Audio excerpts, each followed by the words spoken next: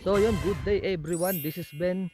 Kung naalala nyo dati na nagtanim kami dito ng palay sa number 1, yung araw-araw ko naman kasi dinidiligan to.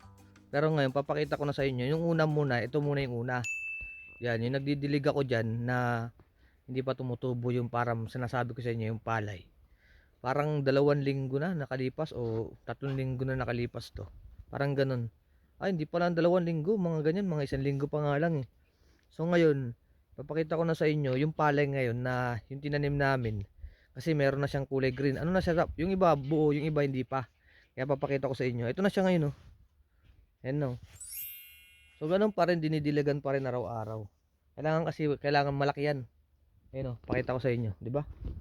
Meron pa mga ano, meron pa mga tira-tira. Ayan, oh, meron pa. Di ba yung iba, di pa tumutubo. Kailangan kasi tumaas yan. Dito sa kabila, tignan natin. Yan. Magdidilig pa rin tayo. Dito nga, ito, ano to? Bago. Ito yung bagong tanim, di ko alam kung ano to. So ito yung palay. Di ba? Ang ganda tignan ng ano nila. Ganyan itsura niyan. Kaso lalaki pa yan eh. Mga ganyan kataas yan. Kataas yan. Kaya araw-araw ako nagdidilig nito. Pag umaga, pag hapon nga, sinasabi ko sa si amo nagdidilig. Kaya ngayon, ano nga, at tanghaliin na, didiligan ulit natin yan. Kaya ganyan yung proseso pag nagano ng palay. Tapos pag na ano na yan, nagtumubo na lahat yan, tatanim na yan dun sa bukid. Diyan, oh. Diyan, tapos dun sa kabila kasi marami silang lupain eh. Yan yung bakante na yan, aararo rin yan. Aararo rin. Mag-aararo yan dyan. Pag inararo na yan dyan, tapos malalaki na to, tatanim na to. Kaya tara, magdilig muna tayo. Didiligan ko muna to. Dami. Tapos yung ano, tawag dito. Teka lang. Yung lettuce, hindi na ano, hindi na pinakuha. Patay na. Ayun, pakita ko sa inyo. Ayun, oh. Patay na yung lettuce, lapitan natin. Wala na, sayang lang, 'di ba? Ganda ng pagkaano tubo, oh. Kaso meron pang ano eh. 'Di ba? Didiligan ko 'to, araw-araw ko 'to dinidiligan eh. Ayun, oh, sayang lang yung mga lettuce, oh. Pinatay na. Kinuha na namin yung iba dito. Ayun, oh. Yung dating malaki ngayon wala na. Dito maliliit pa. Ayun, hindi pa gaano ka ano. Doon lang talaga yung kasagsagan kasi oh, kagaya niyan wala pa.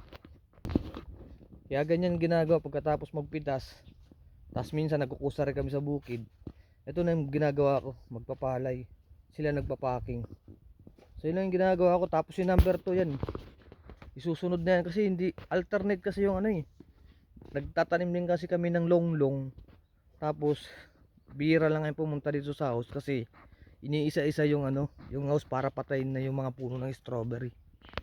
Kaya hassle sa trabaho kasi marami pa rin strawberry pero wala na, hindi na gaano katulad ng dati. Karamihan nga nakikita nyo, di ba, puro pangit na strawberry. Ngayon yung kinukuha na lang namin yung mga malalaki. Tapos parang planggana na natin gagamitin, hindi na yung box. Kaya kaya paunti-unti pinapatay yung strawberry ng ano puno. Diyan sa number 2, isang hilera pa lang kasi kala ko tuloy-tuloy eh. Kaya ngayon, pagkatapos nito sigurado magtatanim siguro ako ng ano longlong. Magtatanim ako ng longlong sa dito sa may bagong taniman ng mudjungan. O di kaya magpapaking. Kaya tapusin ko muna yung pagdidilig. Simulan na natin to, napaaba na naman tayo. Tara, let's go.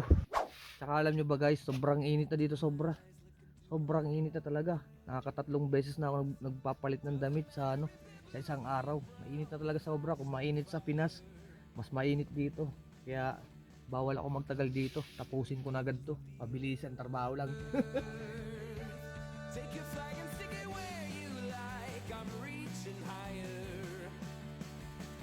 Oh darling, and